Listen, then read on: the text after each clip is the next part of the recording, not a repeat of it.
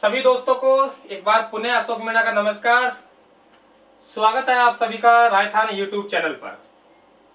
मेरे मित्रों, बात कर रहे थे हम भारत का संविधान की, और भारत के संविधान में संवैधानिक विकास चल रहा था। पढ़ते गए पता ही नहीं इतना लंबा हो गया कि 7-8 पार्ट बन गए। लेकिन दोस्तों, ये अंतिम पार्ट है आपका। इसमें हम लोग क्या पढ़ेंगे उसकी मैं चर्चा कर दूं। संविधान बन गया, उसे लागू कैसे करना है, 26 जनवरी को लागू क्यों किया गया, डॉक्टर राजेंद्र प्रसाद राष्ट्रपति चुने गए अंतरिम राष्ट्रपति के रूप में, 24 जनवरी को चुना गया, लेकिन फिर भी हम 26 जनवरी को गणतंत्रता दिवस क्यों मना रहे हैं। इसका कोई मतलब यह नहीं है कि संविधान 26 जनवरी को लागू किया गया, नहीं, इन दोनों का मेल नहीं है। इसका कोई कारण और यह बताऊंगा। संविधान सभा की आलोचनाएं हम पढ़ेंगे इसमें, और संविधान सभा से संबंधित कुछ महत्वपूर्ण समितियां हैं, उनकी चर्चा हम लोग करेंगे। तो दोस्तों, ये पार्ट भी बहुत महत्वपूर्ण होने वाला है। जिन्होंने चैनल को सब्सक्राइब नहीं किया है, नए हैं, वे प्लीज चैनल को सब्सक्राइब कर लें। चैनल को सब्सक्राइब करने के ना आपके पैसे लगते हैं दोस्तों, ना हमें मिलते हैं। चैनल की ग्रोथ होती है, और दोस्तों हम तो ये सभी चाहते हैं ग्रोथ हमारे चैनल की हो, आगे बढ़े, परिवार हमारा बढ़े। चलिए, हमने ये पढ़ा था दोस्तों कि 26 नवंबर 1949 को जो भारत का संविधान है, ये संविधान तैयार हो गया या बन गया। इसीलिए 26 जनवरी को हम लोग भारत में 26 नवंबर को विधि दिवस मनाते हैं। वर्तमान में इसे संविधान दिवस कहते हैं, क्योंकि इस दिन हमारा देश का कानून बन गया, संविधान बन गया। मैंने एक बात बोली थी आपको पिछला पार्ट, कि इस दिन संविधान का आंशिक भाग का मतलब बहुत कम, आंशिक भाग को लागू किया गया।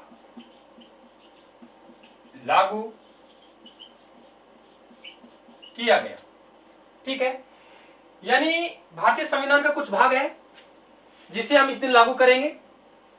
बाकी का जो संविधान है वे 26 जनवरी 1950 को लागू करेंगे।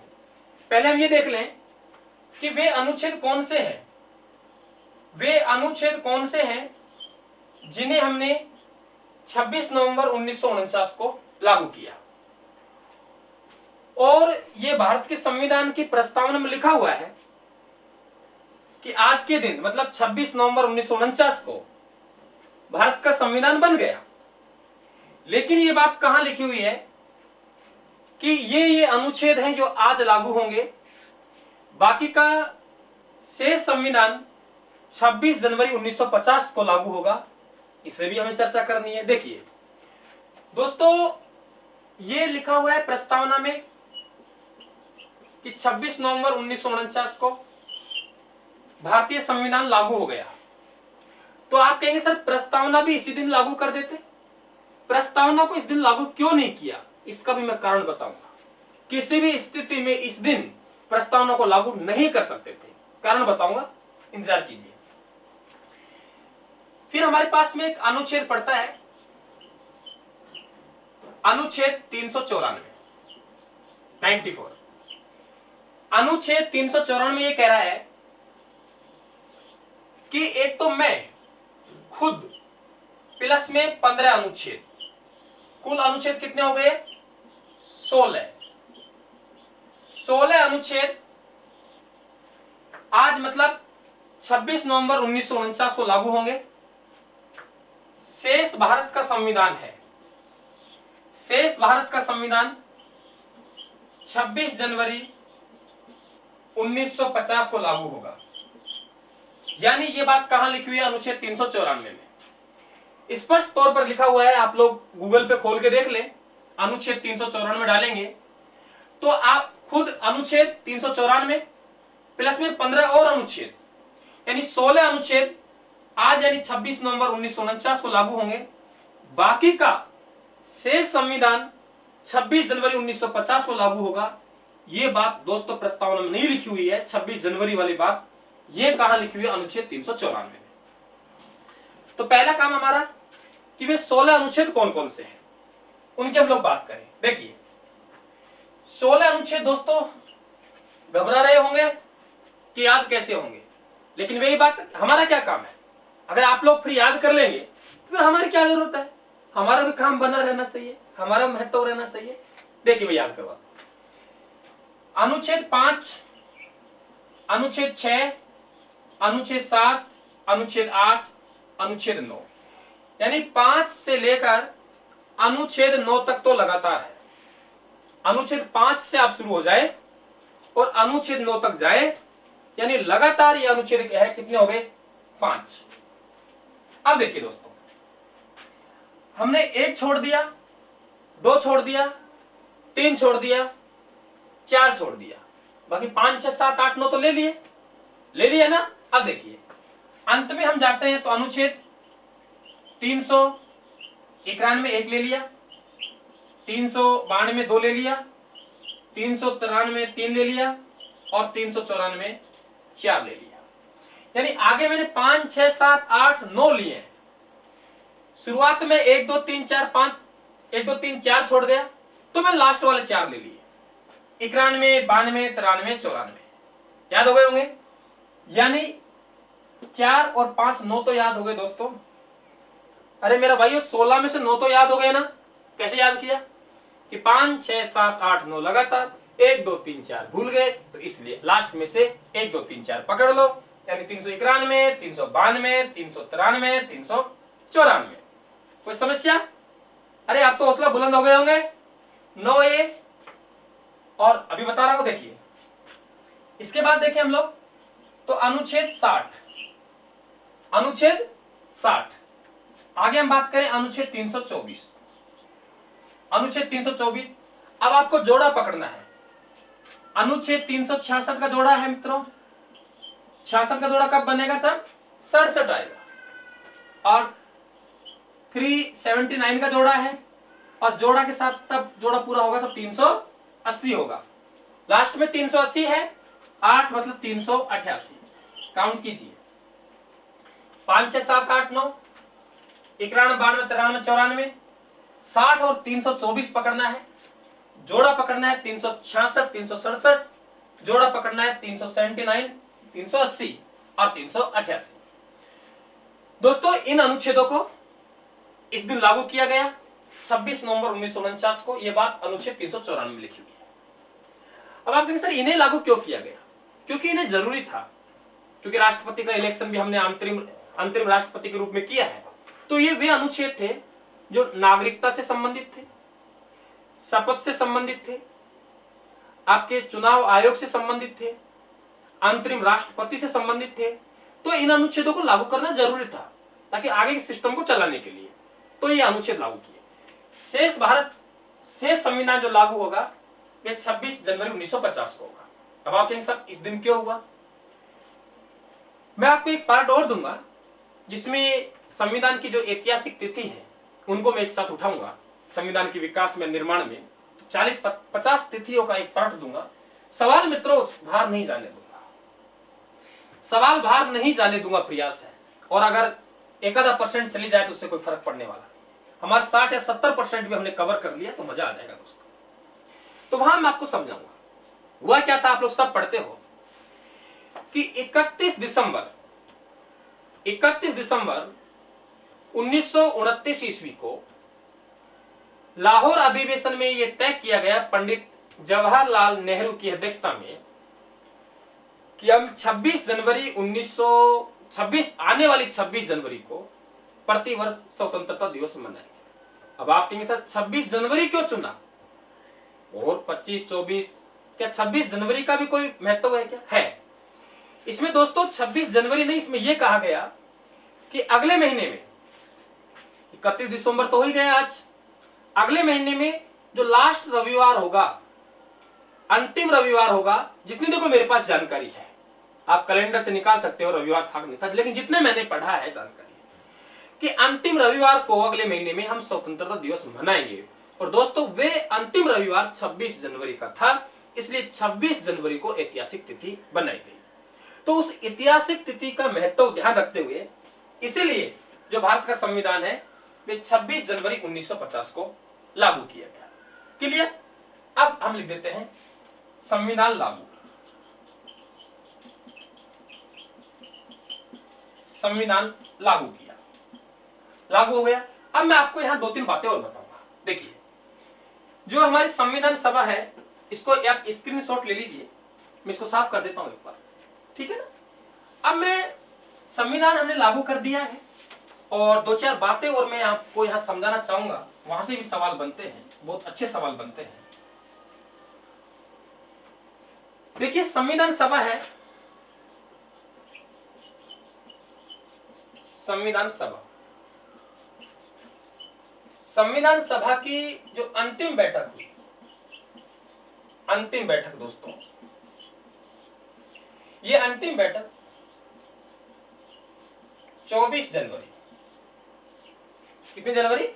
24 जनवरी 1950 में अंतिम बैठक। ध्यान से सुनते जाना। अंतिम बैठक में हमने जो निर्णय लिया, वे निर्णय ये लिया, 2 काम हुए हमारे पास में। एक तो जो संविधान है, संविधान, संविधान पर हस्ताक्षर, मूल संविधान पर हस्ताक्षर। तो मूल संविधान पर जो हस्ताक्षर किए गए वे 24 जनवरी 1950 को किए गए। इस दिन संविधान सभा में 284 सदस्य उपस्थित थे, 284 सदस्य उपस्थित थे, 284 सदस्यों ने भाग लिया। अब आप कहेंगे सब 284 सदस्य तो और भी थे, और क्यों नहीं आए? दोस्तों, बहुत से सदस्य नहीं आ पाए और निधन होता रहा, कोई त्याग पत्र देते रहे, उनकी जगह उपचुनाव होते रहे। आप ये मानिए कि इस दिन भी 2 नए सदस्य संविधान सभा में आए थे। नए सदस्य, किसी की जगह उपचुनाव के 2 नए सदस्य यहां आए थे। तो 284 सदस्यों ने हस्ताक्षर किया। इनमें सबसे पहले जो हस्ताक्षर करेंगे, सबसे पहले और सबसे अंत में, दोस्तों ये भी ध्यान रखना, इंपॉर्टेंट फैक्ट है, सबसे अंत में सबसे पहले हस्ताक्षर करने वाले हैं, उनका नाम है पंडित जवाहरलाल नेहरू।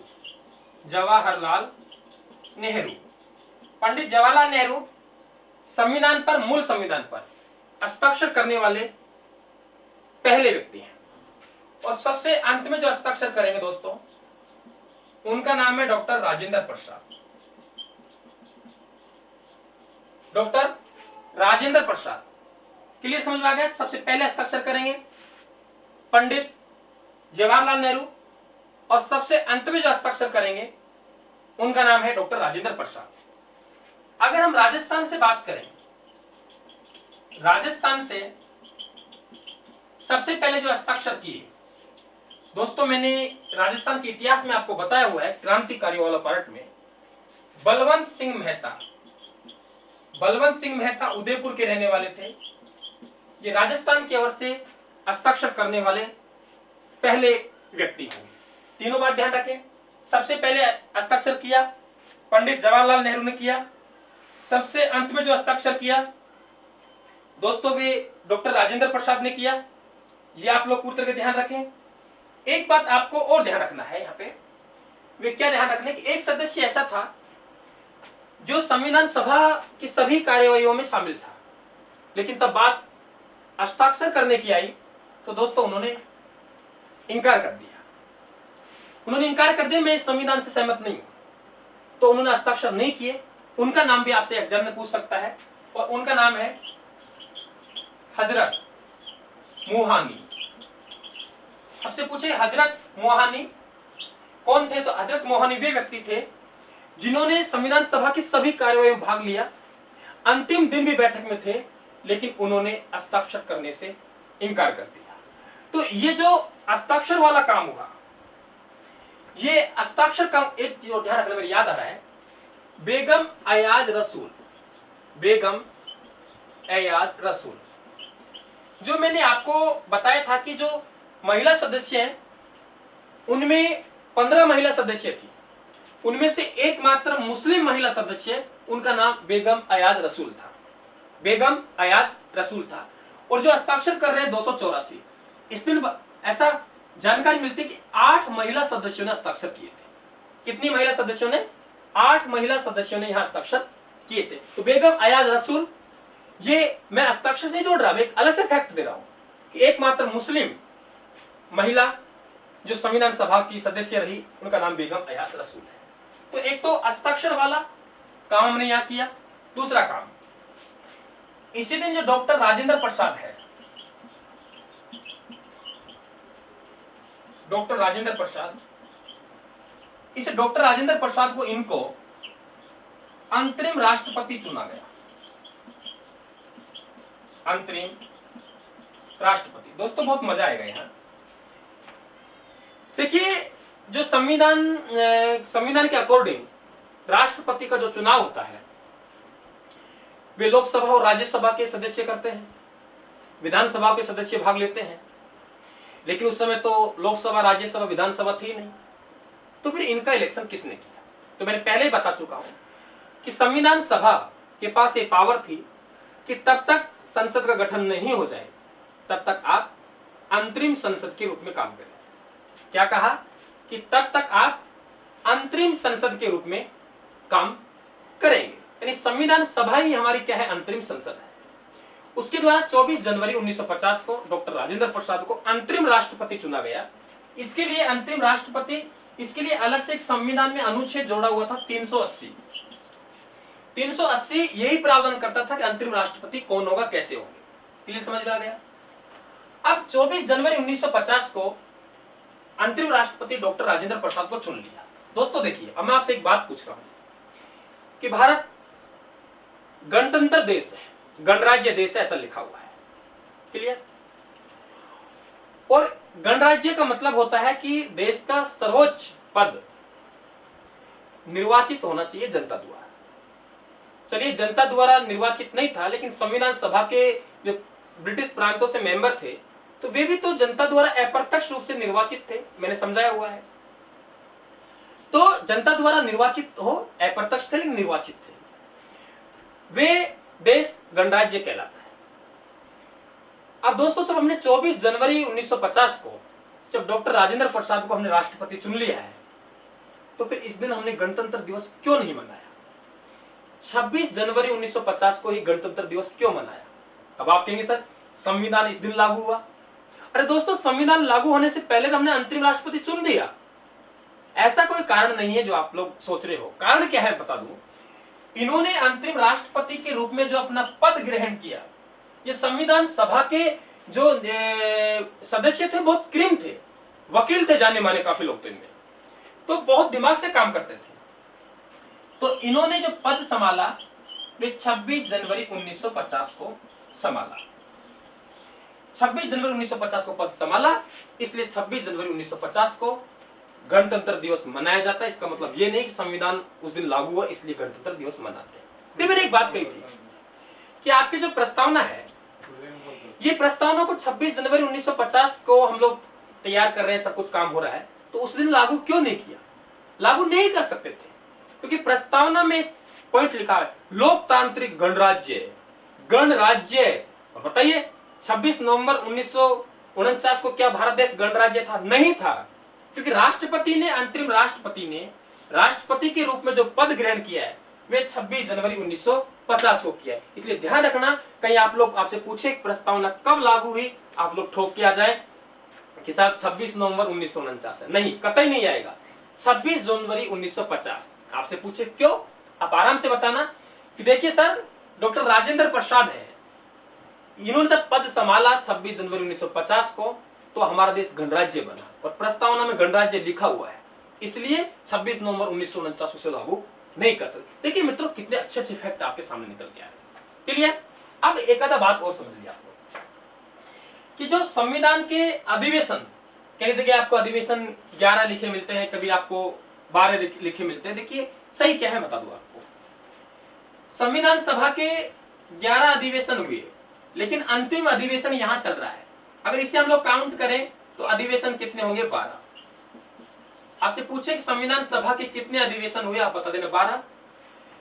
12 ऑप्शन में नहीं है तो 11, क्योंकि अंतिम अधिवेशन को हम काउंट करेंगे तो अधिवेशन यहां तक आएगा। तो अधिवेशन 12 ही हुए, लेकिन 12 ऑप्शन नहीं है तो 11, और दोनों हो तो 12, क्योंकि 12 ही अधिवेशन हुए थे। दूसरा, संविधान निर्माण में समय हम कहते हैं साहब 2 वर्ष 8 माह और 11 दिन लगा। दोस्तों ये भी ध्यान रखना, 2 वर्ष और 11 माह जो 18 दिन है, ये समय यहां तक काउंट होना चाहिए। 24 जनवरी 1950 तक काउंट होना चाहिए, लेकिन 24 जनवरी 1950 तक हमने काउंट नहीं किया। ये जो समय है, ये समय दोस्तों 26 नवंबर 1949 तक है। अगर इसे काउंट करेंगे तो फिर आपका 1-1.5 महीना आगे बढ़ जाएगा, जितना बढ़ेगा। तो 2 वर्ष 8 माह 11 दिन है, ध्यान रखना। ये 26 नवंबर 1949 तक है, तब कि काउंट होना चाहिए 26 जनवरी 1950 तक, क्योंकि यहां संविधान में हस्ताक्षर कर रहे हैं। ठीक है ना, क्लियर? चले आगे। अब आप देखें कि इसमें जो अधिवेशन हुए, अगर हम लोग अवधि वगैरह की बात करें कि कितनी कितनी अवधि यहां लगी, तो उसे भी थोड़ा सा आप लोग ध्यान रखना कि किस तरीके से आपसे यहां से सवाल पूछे जा सकते हैं। ये भी आपको थोड़ा ध्यान होना चाहिए कि जैसे प्रारूप है, तो प्रारूप पर जो चर्चा हुई उसका समय थोड़ा सा आना चाहिए आपको। अधिवेशन में कितने दिन लगे ये भी आप लोगों को आना चाहिए। तो ध्यान रखना, जो अधिवेशनों में जो समय लगा, देखिए अधिवेशनों में जो समय लगा 165 दिन का था, और संविधान के जो प्रारूप पर चर्चा हुई वो 114 दिन। आप कहेंगे सर प्रारूप तो काफी लंबे तक चला, दूसरा जो वाचन है प्रारूप का बहुत लंबा चला, लगभग 1 साल तक चला। अर्थात तो बीच में संडे था और अवकाश थे, दिवाली थी, होली थी, हमने वे दिन काउंट किया है जो दिन काम हुए। तो आपसे पूछे प्रारूप पर चर्चा में विचार विमर्श में कितना समय, कितना दिन लगे, तो 114 दिन। और अधिवेशन कुल कितने दिन चले, तो आप बता देंगे 165 दिन। कितना? 165 दिन। तो ये बातें भी आप लोग ध्यान रखें। तो दोस्तों यहां हमारा संविधान हमने बना दिया है, संविधान बन के तैयार है, और मेरे हिसाब से कोई फैक्ट हम लोगों ने छोड़ा नहीं है। और इस दिन हमें जो संविधान मिला उसमें दोस्तों 395 अनुच्छेद हैं, 22 भाग हैं और 8 अनुसूची। मूल संविधान में 395 अनुच्छेद, 22 भाग और 8 अनुसूची है। अब एक पॉइंट मैं आपको समझाऊं कि भारत का जो संविधान है, उस भारत के संविधान का नाम क्या होगा। स्क्रीनशॉट ले लीजिए, यहां से एक स्क्रीनशॉट आप यहां से ले लीजिए, फिर चर्चा करता हूं। देखिए एक आधा बात हम और करेंगे।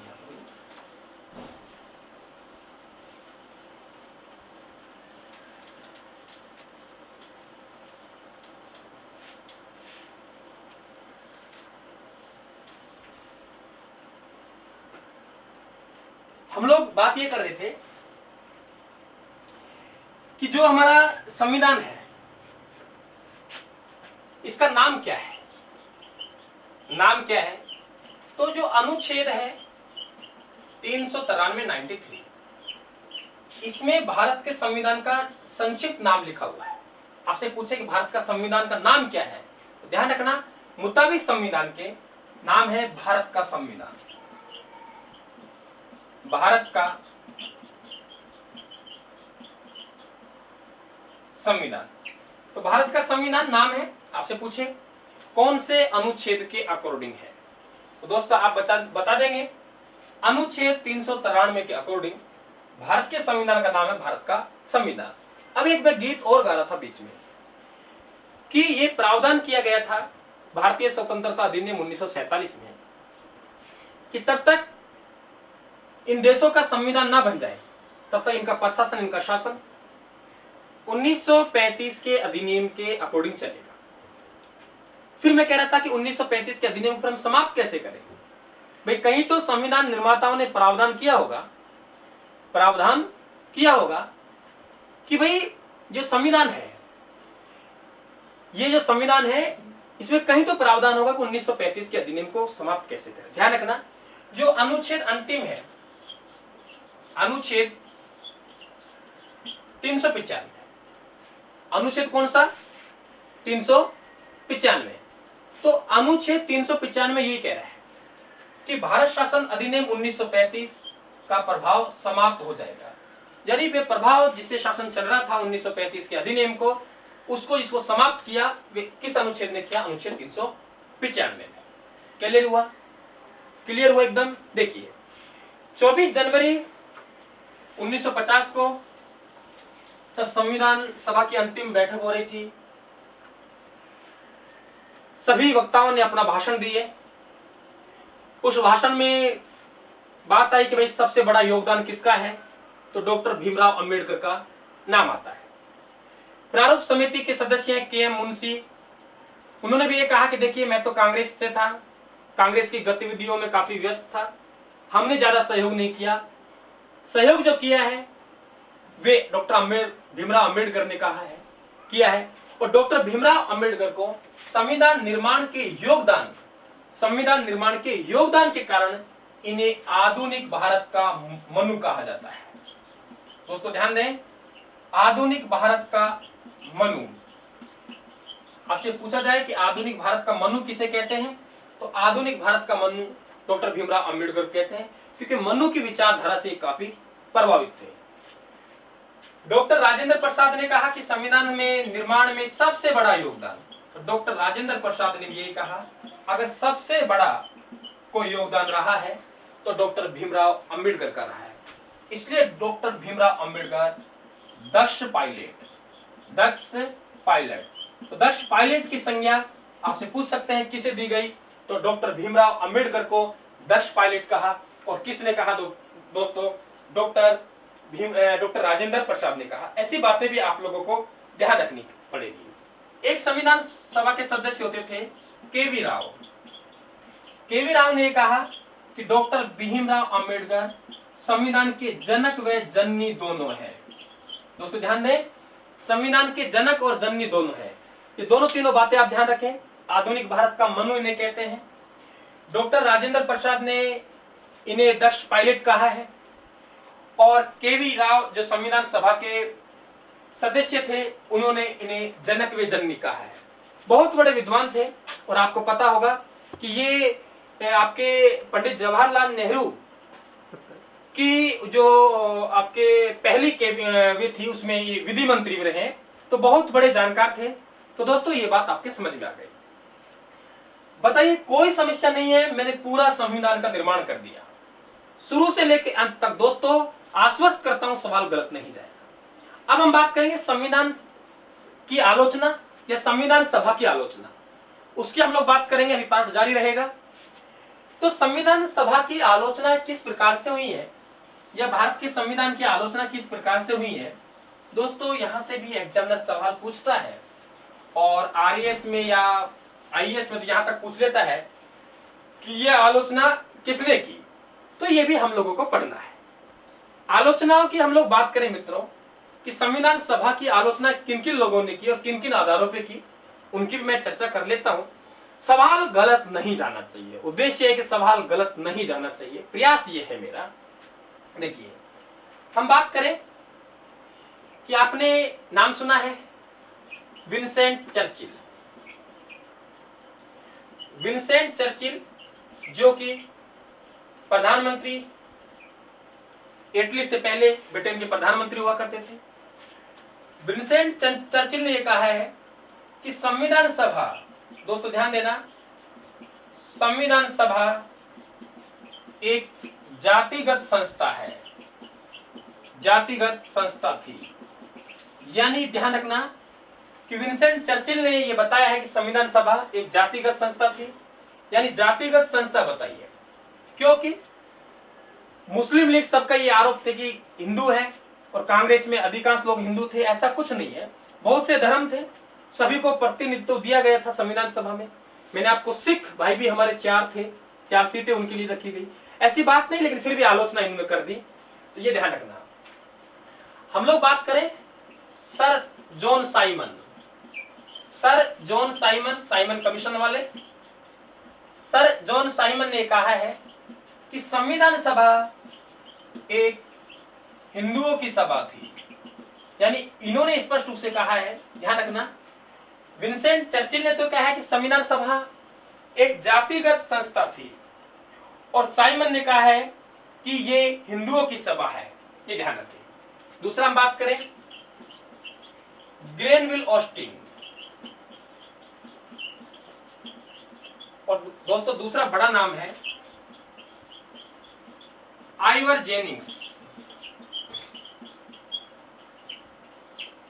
दो बड़े नाम, ग्रेनविल ऑस्टिन है दोस्तों अमेरिका के थे, और आइवर जेनिंग्स इंग्लैंड के थे। ये दोनों बहुत बड़े संविधानों के जानकार थे, दुनिया भर के संविधानों के जानकारी थे।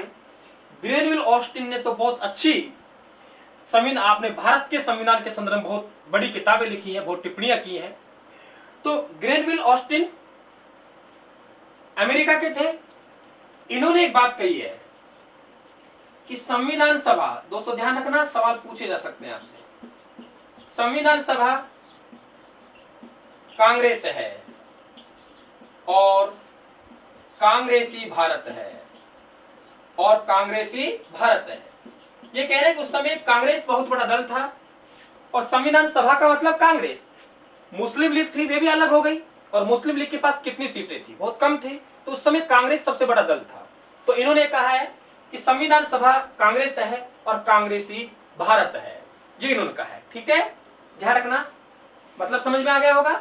ठीक है, आइवर जेनिंग्स की हम बात करें तो इन्होंने कहा है कि भारत का संविधान वकीलों का स्वर्ग है, वकीलों का स्वर्ग है।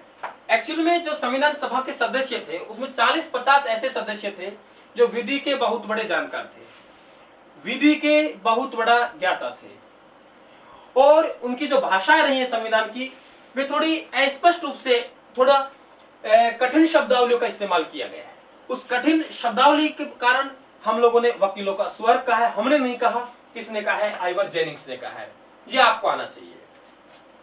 दूसरा हम कहते हैं उधार का थैला, उधार का थैला,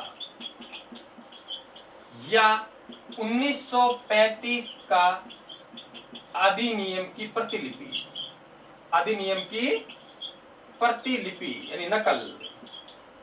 देखिए, उधार का थैला इसलिए कहते हैं कि जो बहुत से प्रावधान लिए गए हैं, हम लोगों को जो अच्छा लगा किसी देश की व्यवस्था के बारे में, उस व्यवस्था को हमने अपना लिया, इसलिए लोग कहते हैं कि भारत का संविधान उधार का थैला है। 1935 के अधिनियम के बहुत सारे प्रावधान हमने यहां लिए हैं, इसलिए कहते हैं 1935 के अधिनियम की प्रतिलिपि है। दोस्तों, डॉक्टर भीमराव अंबेडकर ने अपने शब्दों में इसका जवाब दिया कि किसी भी देश में अच्छी शासन व्यवस्था है, अच्छे गुणों को ग्रहण करना कोई प्रतिलिपि नहीं है, अच्छे गुणों को ग्रहण करना एक अच्छी बात है। तो दोस्तों, ये हमारे संविधान सभा की क्या थी, आलोचनाएं थी, भारत के संविधान की आलोचनाएं थी। क्लियर, समझ में आ गया? यहां से भी आपका सवाल बन सकता है। अंतिम पॉइंट संवैधानिक विकास का आपके सामने रख रहा हूं। मैं चाह रहा हूं कि संविधान निर्माण में कुछ समितियों का बड़ा योगदान रहा है, उन समितियों के बारे में भी हमको आना चाहिए। उन समितियों के बारे में हमको आना चाहिए कि कौन सी समिति के अध्यक्ष कौन थे, क्योंकि एग्जामिनर बहुत बार पूछ लेता है कि कौन सी समिति के अध्यक्ष कौन थे। तो आपको समिति का नाम और उसका अध्यक्ष आपको आना चाहिए। इस पर भी हम लोग चर्चा कर लेते हैं। देखिए, एक तरफ नाम लिखते हैं संविधान समिति, और दूसरा नाम लिखते हैं दोस्तों अध्यक्ष, यानी उस समिति का अध्यक्ष कौन था। सबसे पहले मित्रों हम लोग प्रारूप समिति की बात कर लेते हैं। अच्छे सवाल बन सकते हैं मित्रों मेरे यहां से, बस मेरा उद्देश्य ये छोड़ना कुछ भी नहीं है, सब पार्ट आप तक पहुंचाने हैं, याद भी करवा दूंगा। सबसे पहले हमारे पास में प्रारूप समिति, और दोस्तों प्रारूप समिति के अध्यक्ष कौन होंगे हम लोगों ने पहले चर्चा कर चुके हैं, डॉक्टर भीमराव अंबेडकर, ये तो हम पहले पढ़ चुके हैं। अब देखिए हमारे पास में एक है संघ संविधान समिति, संघ संविधान समिति, और दोस्तों एक है संघ शक्ति समिति। मुझे बताइए संघ की शक्ति किसके पास अधिक होती है, राष्ट्रपति के पास या प्रधानमंत्री के पास? तो आप कहेंगे सर प्रधानमंत्री के पास अधिक होती है। और प्रधानमंत्री पहले कौन रहे हैं? पंडित जवाहरलाल नेहरू। तो दोस्तों संघ की बात आए, संघ संविधान समिति की और संघ शक्ति की बात आए, तो आप बता देना कि साहब ये शक्ति तो प्रधानमंत्री में होती है, और भारत के पहले प्रधानमंत्री रहे पंडित जवाहरलाल नेहरू। तो हम लोग इसे ऐसे याद कर सकते हैं कि पंडित जवाहरलाल नेहरू इन दोनों समितियों का क्या था? अध्यक्ष था। याद हो गई होगी दोस्तों, कोई समस्या नहीं आनी चाहिए मेरे हिसाब से। क्लियर? अब देखिए अगली समिति है हमारी नियम समिति और संचालन समिति।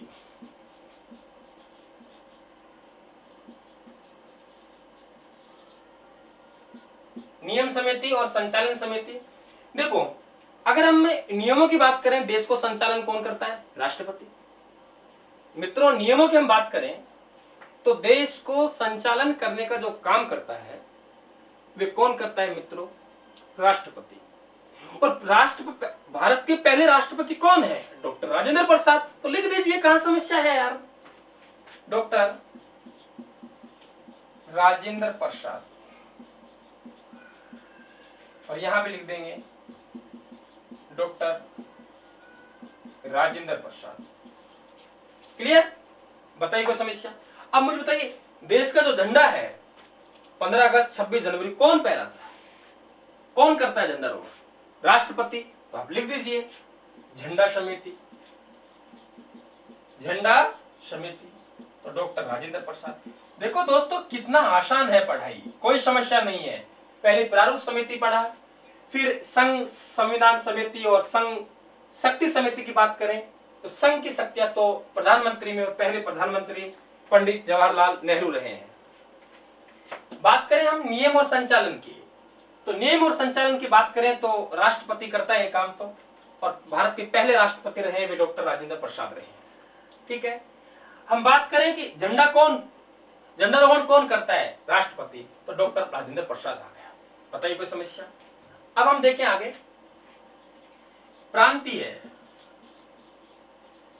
प्रांतीय संविधान समिति। देखो मित्रों मैंने आपको कई बार तब राजस्थान का इतिहास पढ़ाया है, तो मैंने एकीकरण की बात की है। तो एकीकरण में मैंने आपको ये बहुत अच्छी तरह से समझाया था कि प्रांतों का जो एकीकरण करने का जो काम किया था देशी रियासतों का, वे आपके सरदार वल्लभ भाई पटेल ने किया।